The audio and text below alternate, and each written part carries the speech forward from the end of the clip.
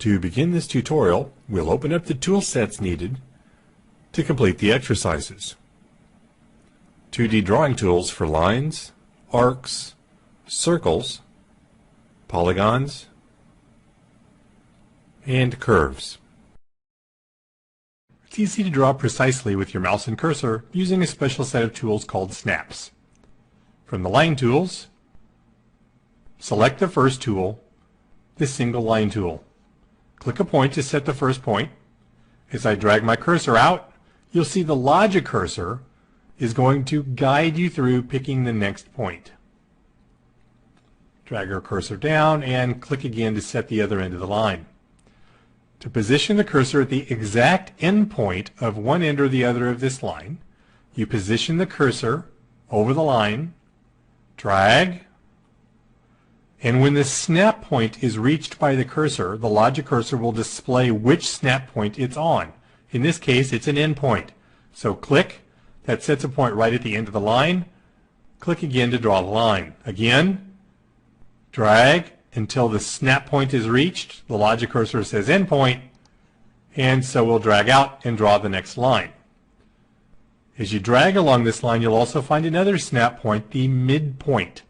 This is actually calculated as the exact center between those two endpoints that define that line. Now we'll draw two intersecting lines here. As I move my cursor up this line, when it hits midpoint, notice that it's not taking into account this intersection. It's actually calculating the midpoint from this endpoint to this endpoint.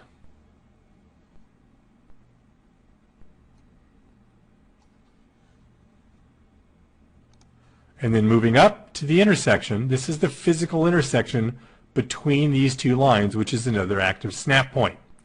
Click there, and then draw to this endpoint. You'll see that as you create, you'll use a combination of snaps as you work. But these snaps are not isolated to just items with straight edges. From the View menu, we'll go to User Views and choose Circles. Moving the cursor to the center of this circle, you'll see the word Center appear. That's another active snap point, this center point for a circle. So you'll click there, click here. So from center point to center point of these two circles. You'll also see that circles are broken down into quadrants. The quadrants appear at 0, 90 degrees, 180 degrees, and 270 degrees. And we've just drawn between those quadrant points. We'll click another here. And let's talk about the next snap, which is the tangent snap. We'll drag our cursor up.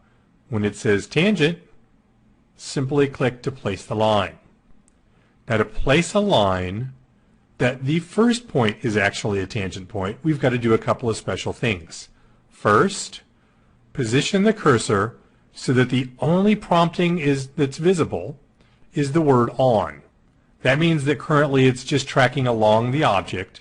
It's not looking at any other hotspots like the x-axis, the y-axis, and so on. When it says on, press the mouse button, drag out at about a 30-degree angle. That starts the tangent line. Come down. When it says tangent, release. Again, looking for just tracking around the object, on, press the mouse button, out at about a 30-degree angle, and around. So with two mouse clicks, you've drawn a line tangent to two circles. You can use the same process to draw lines that are perpendicular, and yes, even to circles. Position the cursor here, press the mouse button, drag straight out this time. It says perpendicular, and we'll place this perpendicular all the way up to the center point of that circle. And yes, you can even draw perpendiculars to curves. Again, from the View menu, let's choose the Alignment Custom View. Snaps can be used to do some special things called alignment. So for instance, if I wanted to draw from here a line straight down but have it stop even with this point, I can start at this midpoint, draw straight down, move my cursor over this endpoint, but don't click on it. Just let it recognize it, and it sets it as a reference point.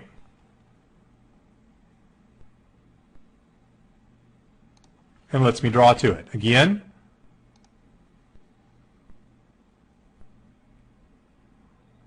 we'll highlight this as a reference point.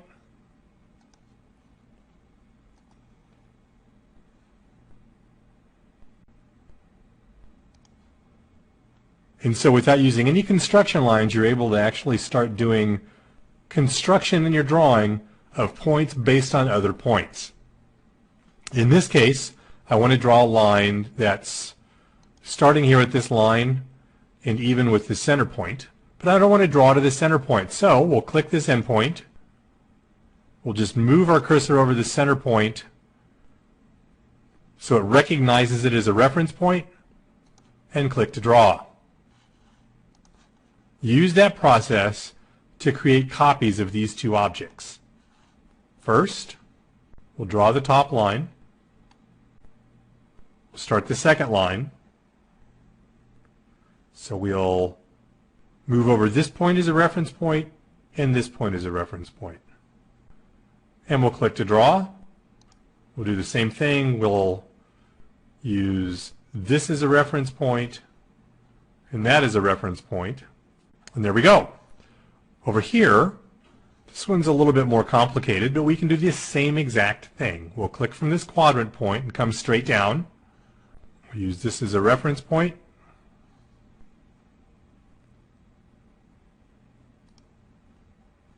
Next, we'll come down, start a point here, set that as a reference point. And the last two things are circles. We'll go to the circle tools. The third tool is opposite point circle. So this draws a circle from the opposing end, or quadrant points, I should say. So from side to side, basically. So we'll set a point here. Just move our cursor over this as a reference point. And again, one more time. And there you're finished. Snaps will speed up the drawing process no matter what type of drawing you happen to be creating.